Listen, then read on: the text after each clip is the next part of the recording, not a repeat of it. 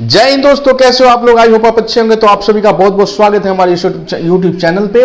तो चलिए आज का वीडियो हम लोग शुरू करते हैं। जनजातीय राज्य व्यवस्था हम लोग पढ़ेंगे। क्या पढ़ेंगे? जनजातीय राज्य व्यवस्था। बेसिकली ये आर्यों के आगमन से संबंधित है कि जब आर्य भारत आए तो उनकी यहाँ पे किस प्रकार की व्यवस्था थी, उसको हम लोग पढ़ेंगे। ठीक है, तो उस समय जनजातीय राज्य व्यवस्था कैसी थी? ठीक है, तो यहाँ पे एक तो आर्य थे जो मध्य एशिया से यहाँ आए थे, और जो यहाँ के मूल निवासी थे, जो यहाँ के रहने वाले थे, जैसे दास या दस्यु, है ना, दो तरह के यहाँ मूल निवासी थे, तो उनको अनार्य कहा जाता था। तो आर्य और अनार्य, ठीक है, इनके बीच में संघर्ष भी हुआ है, तो उसको अगले वीडियो में हम लोग देखेंगे। फिलहाल कुछ पॉइंट्स हम लोग यहाँ पे डिस्कस करेंगे मेरे प्यारे बच्चों।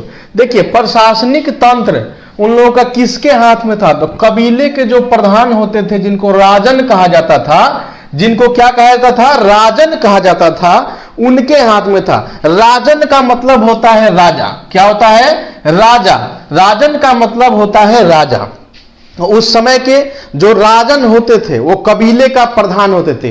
कबीले बेसिकली क्या है? कबीला ये एक समुदाय का नाम है, ये एक समुदाय का नाम है। ठीक है, ये एक घुमंतु समुदाय था, उसका नाम है कबीला। तो उसके प्रधान जो थे उनको राजन कहा जाता था। उसी के हाथ में उस समय प्रशासनिक तंत्र था, यानी शासन का देखभाल उसी के हाथ में था। लेकिन उनके पास ऐसा नहीं था कि असीमित अधिकार था, उनके पास ऐसा नहीं कुछ भी कर सकते थे, नहीं। वो कबीलों से राय लेकर के वो अपना काम करते थे। ठीक है, इतना स्वतंत्र नहीं थे कि वो कुछ भी कर सके। ठीक है ना, इस बात को समझ लीजिए। उस समय राजा का यानी राजन का पद कैसा था? अनुवांशिक पद था। अनुवांशिक का मतलब क्या होता है कि आज वो है, कल उसका बेटा बनेगा, कल उसका पोता बनेगा, कल उसका परपोता बनेगा। ठीक है ना, तो इस प्रकार से उस समय व्यवस्था थी राजा बनने का। ठीक है, तो अनुवांशिक था, इसको याद रखिएगा, क्वेश्चन में आ सकता है। राजा, देखिए यहां पे दिया है कि राजा जो है वो कबीलों के सलाह से काम करता था, यानी उसके पास बहुत सारे पर्याप्त अधिकार नहीं थे। बिना कबीले के राय के वो ज्यादा कार्य नहीं कर सकते थे, इसलिए कबीले से हर बात में वे लोग सलाह लेते थे। इस बात को समझिए। ठीक है मेरे प्यारे दोस्तों, कबीलों की आम सभा, मेरे प्यारे बच्चों, कबीलों की आम सभा को क्या कहते थे? समिति कहलाती थी। समिति कहलाती थी, और यही समिति राजा का चुनाव करती थी। ध्यान दीजिए, यही समिति राजा का चुनाव करती थी। यही समिति राजा का चुनाव करती थी। इस बात को समझ लीजिए कि समिति राजा का चुनाव करती थी। क्लियर है? इसमें कोई दिक्कत? आई थिंक क्लियर हो गया होगा। ठीक है, कोई दिक्कत हो तो कमेंट बॉक्स में लिखिएगा। ठीक है, चलिए नेक्स्ट पॉइंट है कि समिति जो है वो कबीले के मवेशियों की रक्षा करती थी। समिति यानी कमेटी, और कमेटी करने का मतलब उसमें कई सारे लोग, तो वो कबीले का आम सभा थी, कबीलाई जो थे उनकी आम सभा थी, उसको हम लोग समिति कहते थे। वो समिति क्या करती थी? मवेशियों की रक्षा करती थी। देखिए उस समय होता क्या था कि उस समय जमीन जो था कि ये जमीन तुम्हारा है, ये जमीन हमारा है, ये परमानेंट ऐसा कुछ नहीं था सिस्टम। ठीक है, उस समय इतना लोग को ज्ञान नहीं था कि जमीन उस समय जैसे आज के डेट में है कि आपका इतना बीघा जमीन है, इतना एकड़ जमीन है, उसका इतना एकड़ है, तो ऐसा कुछ नहीं था। जिस जमीन पे वो लोग मवेशियों को चराते थे, रहते थे, उस पर अपना अधिकार समझते थे। ठीक है, इतना ही था। तो देखिए मवेशी की रक्षा, उस समय भी चोरी होता था, रात को सेंधमारी वगैरह उस समय होता था, चोरी सेंधमारी उस समय साक्ष्य मिला है उसका, तो वो होता था। तो देखिए मवेशी की रक्षा के लिए समिति बनी थी। ठीक है, वही समिति मवेशी की रक्षा करती थी, तथा युद्ध का नेतृत्व जो था, युद्ध का नेतृत्व, कहीं किसी से युद्ध हो गया, जैसे मैंने आपको बताया कि कई सारे संघर्षों का पता चलता है, यानी युद्ध का। ठीक है, तो दास दस्युओं के साथ, खास करके दास के साथ तो कोई युद्ध का प्रमाण नहीं मिला है, लेकिन दस्यु एक समुदाय था यहाँ का मूल निवासी, तो आर्यों का दस्युओं के साथ कई बार झगड़ा हुआ है, युद्ध हुआ है। ठीक है, तो देखिए युद्ध का नेतृत्व क्या था? कबीले की ये जो समिति थी ये करती थी, मवेशियों की रक्षा करती थी। मेरे प्यारे साथियों ध्यान दीजिएगा, अब देवताओं की प्रार्थना, जैसे आप पुरोहित होते हैं ना जी, तो वैसे ही देवताओं से प्रार्थना का काम वो लोग करते थे। ठीक है, आपको हम बताएंगे देवताओं से प्रार्थना का काम वो लोग करते थे। तो ये सब काम उस समिति का था, ये सब काम उस समिति का था। और उस समय आपको बता दो कि आर्यों का कोई अपना सेना परमानेंट नहीं रहता था। आज के जैसा नहीं था कि आज जैसे ये आर्मी है, नेवी है, नहीं, तो ऐसा कुछ उस समय नहीं था व्यवस्था उस समय। बट लेकिन जब भी युद्ध होता था, अपना ये समिति इकट्ठा होकर एक सेना तैयार कर लेती थी। और चूंकि इन लोगों के पास तलवार वगैरह था, कांसे का यानी तांबे का उपकरण, इन लोगों को हथियार था, तो इसलिए ये लोग सफल हुए लड़ाइयों में, ठीक है ना। तो ये लोग इस प्रकार से सफल हुए। तो देखिए, तो ये प्रार्थना का काम करता था। सभा, समिति और विदत, ये सब क्या है, एक संगठन था उस समय। सभा, समिति मैंने बताया ही, विदत और गण, ठीक है, ध्यान में रखिएगा। सभा, समिति, विदत और गण, ये एक संगठन थे।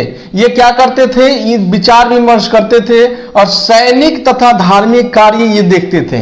कौन से कार्य देखते थे, सैनिक तथा धार्मिक कार्य यही देखते थे। सभा, समिति, विदत और गण, सभा, समिति, विदत और गण, सभा, समिति, विदत और गण, ठीक है, ये सब सैनिक तथा धार्मिक कार्य देखते थे मेरे प्यारे साथियों, ध्यान में रहेगा, कोई दिक्कत नहीं है। चलिए अगला पॉइंट देखते हैं। ऋग्वेद में सभा शब्द का कितना बार प्रयोग हुआ है, क्वेश्चन में आता है कि सभा शब्द का कितना बार प्रयोग हुआ है ऋग्वेद में। तो ऋग्वेद में 8 बार प्रयोग हुआ है साथियों, 8 बार प्रयोग हुआ है सभा शब्द का। सभा शब्द का 8 बार प्रयोग हुआ है ऋग्वेद में, ठीक है।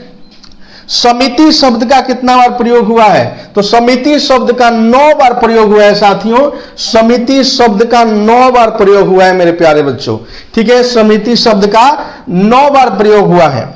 अथर्ववेद में सभा और समिति को प्रजापति की पुत्रियां बताई गई हैं, ये आपने पढ़ा होगा।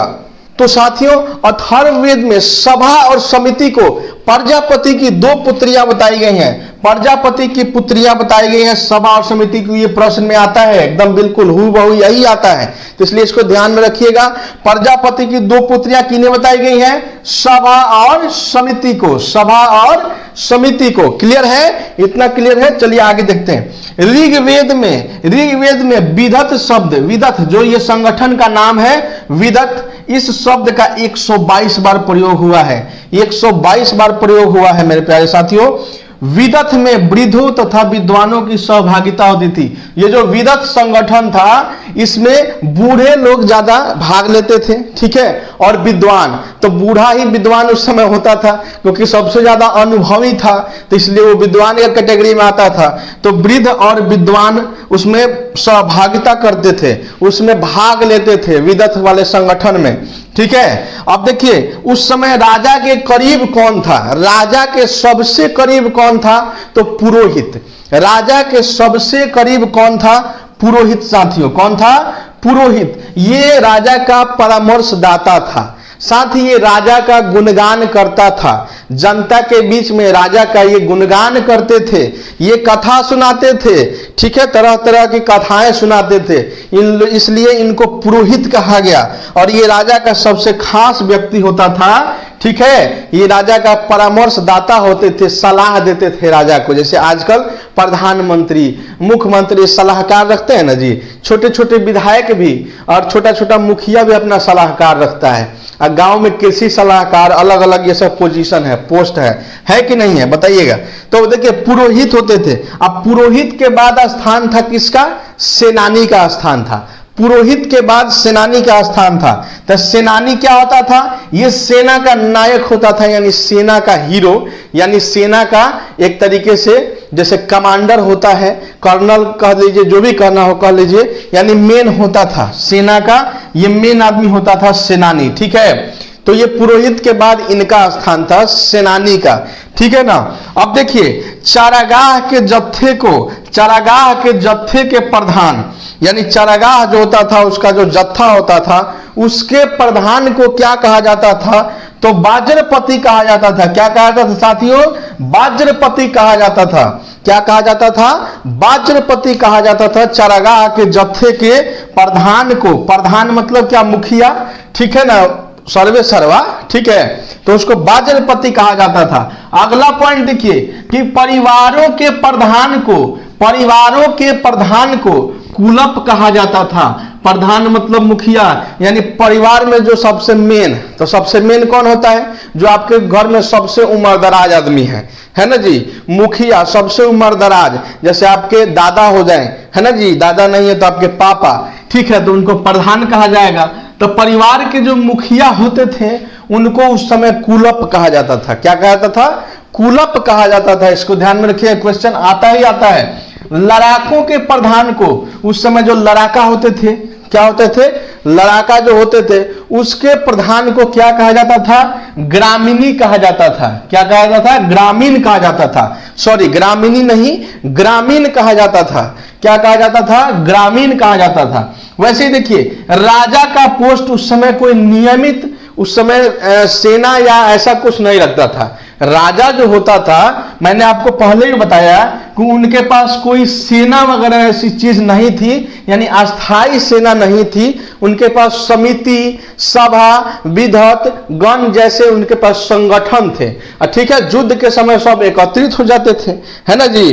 तो एक समुदाय थे, इसलिए उस समय जाति व्यवस्था वाला नहीं था। ये बाद में आया, उसके हम बताएंगे कि उसके बाद में उस समय कर्म पर आधारित व्यवस्था था। वर्ण व्यवस्था कर्म पर आधारित था, उस समय जाति पर आधारित नहीं था। नहीं जी, अनुवांशिक उस समय नहीं था।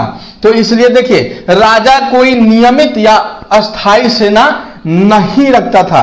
तो एक कमिटी था, उनमें एकजुटता थी। अभी भी देखते होंगे कई सारे जगहों पे जहां जनजाति के लोग रहते हैं, वहां पे काफी एकता होता है, काफी एकता होता है, और वो लोग एक दूसरे का हेल्प करके अपना जीवन यापन करते हैं। अभी भी दुनिया से वो लोग कटे हुए हैं, कई जगह ऐसे लोग पाए जाते हैं, अफ्रीका वगैरह साइड में, है ना जी।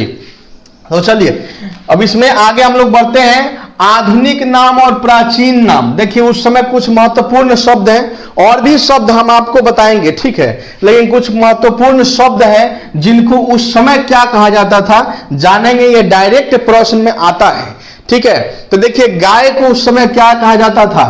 तो अघन्या कहा जाता था। अघन्या का मतलब क्या हुआ?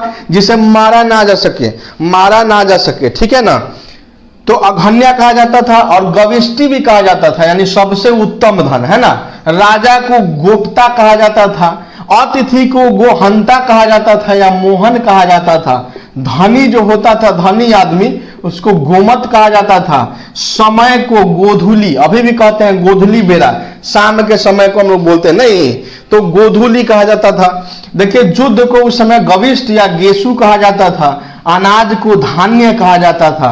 अब मरुस्थल मैंने पहले ही बताया है आपको, धन्व कहा जाता था मरुस्थल को। साथियों, क्या कहा जाता था? धन्य कहा जाता था, धन्व, ठीक है। तो चलिए आज के लिए इतना ही, फिर अगले में हम लोग पढ़ेंगे किस प्रकार से संघर्ष हुआ आर्यों के साथ दास और दस्युओं का। दास का तो नहीं, लेकिन दस्युओं के साथ संघर्ष का प्रमाण मिलता है, और युद्ध भी हुआ था और आर्यों के बीच में युद्ध हुआ। किस प्रकार से आगे वर्ण व्यवस्था आया, किस प्रकार से ये वर्ण व्यवस्था आगे विकसित हुई, इसको हम लोग अगले वीडियो में देखेंगे। तो चलिए आज के लिए इतना ही। वीडियो कैसा लगा आप जरूर बताइएगा। जय हिंद।